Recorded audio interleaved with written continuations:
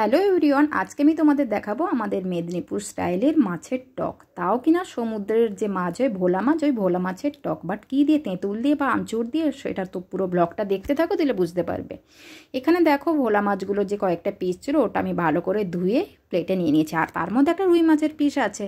এটা টক করবো না, এটা ভাজা বা কোনো ঝোলের কাজেই লাগাবো।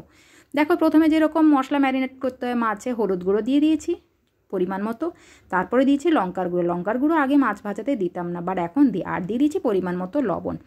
এবার মাছটা ভালো করে আমি ম্যারিনেট করে নেব, কেন মাছে এইসব যত হলুদ গুঁড়ো লঙ্কা গুঁড়ো দিয়ে আর লবণ দিয়ে ম্যারিনেট না করলে মাছটা কিন্তু ভালো টেস্ট হয় না।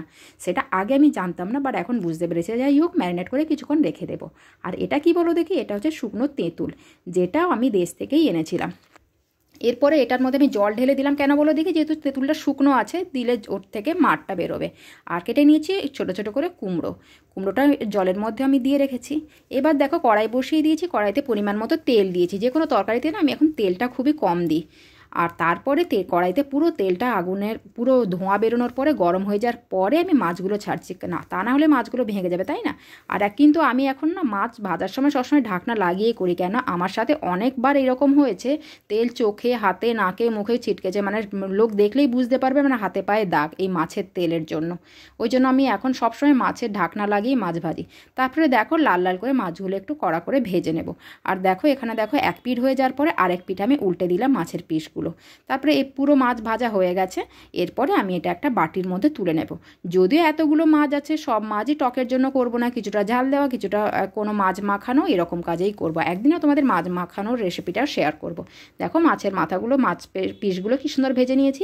এবার এতে তেলটা কম করে তেল দেওয়ার পরে ফোড়নে দিয়েছি 5 ফোড়ন আর একটা শুকনো লঙ্কা। তোমরা পারলে লঙ্কা বেশি করে দিতে পারো, বাট আমি তেমন শুকনো লঙ্কাটা প্রেফার করি না, যেহেতু কাঁচা লঙ্কা দিয়ে মেখে খাবো টকটা। আর 5 ফোড়নটা পুরো কালো কালো হয়ে পুড়ে যাওয়ার পরে আমি ওর মধ্যে কুমড়ো অ্যাড করব। তোমরা পর এর মধ্যে আলুটাও দিতে পারো, বাট আমার আলুটা তেমন ভালো লাগে না। যাই হোক, কুমড়োটা দেওয়ার পরে মানে ফোড়নটা ভালো করে মানে ফ্রাই হয়ে যাওয়ার পরে কুমড়োটা আমি অ্যাড করেছি। কুমড়োটা দেওয়ার সাথে সাথে ঢাকনা লাগিয়ে দিয়েছি আর তেঁতুলটা ভালো করে চটকে মেখে নিয়েছি। কেন বলো দেখি, এর থেকে তো মাঠটা বের করতে হবে, যেহেতু তেঁতুলটা শুকনো ছিল আগেই বলেছিলাম। আর দেখো এরকম একটা জল বের করে নিয়েছি তেঁতুলের। এবার কুমড়োর মধ্যে, হ্যাঁ, কুমড়োটা যখন ফোড়নের মধ্যে দিয়েছিলাম তখন হালকা পরিমাণে লবণটাও তোমরা দিয়ে দেবে, কেন সবজির মধ্যে দিলে লবণ ঢুকবে, না হলে এটা সবজিটা একটু লবণ কম মতো লাগবে। যাই হোক, কুমড়োটাও আমি হালকা হালকা করে ফ্রাই করে নিচ্ছি। ঢাকনা বন্ধ খোলা, যদিও বেশিক্ষণ ঢাকনা বন্ধ খোলা করতে হবে না, যেহেতু কুমড়ো তাড়াতাড়ি সেদ্ধ হয়ে যায়। এবার দেখো তেঁতুলের যে মাঠটা বের করে নিয়েছি, এবার আমি ঢেলে দেব। দেখো ঢালার সাথে সাথেই মানে একটু মানে আঁচটা বেশি করেই রাখবে, দিলে কি না তেঁতুলের জলটা দিলে ভালো হয়। যাই হোক, এখানে তেঁতুলের মাঠটা আমি দিয়ে দিয়েছি। এবার তোমরা পরিমাণ মতো এর মধ্যে জল অ্যাড করবে। জলটা কিন্তু পরিমাণ মতো, বেশি জল দেবে না, জাস্ট মানে পরিমাণ মতোই জল দেবে। কেন বলো দেখি, টকটা ফুটতেই যতক্ষণ লাগে। আর দিয়ে দিয়েছি পরিমাণ মতো লবণটা কিন্তু পরিমাণ মতো দেবে, যে কোনো জিনিসে যে যেরকম লবণ খায়।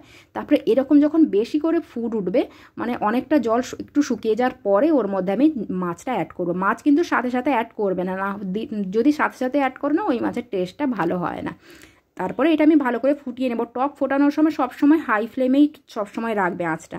আর দিয়ে দিচ্ছি পরিমাণ মতো চিনিটা কিন্তু মিষ্টিটা একটু হলে ভালো হয়, কেন কি বলো দেখি, তেঁতুলের টক না, একটু মিষ্টির পরিমাণটা বেশি থাকাটা ভালো। মিষ্টি আর লবণ দুটোর কম্বিনেশনটা একটু বেশি থাকা প্রয়োজন, দিলে টেস্টটা একটু ভালো হয়, যেহেতু তেঁতুলের টক। আর এই তেঁতুলের টকটা একমাত্র আমাদের মেদিনীপুরেরই রেসিপিটা।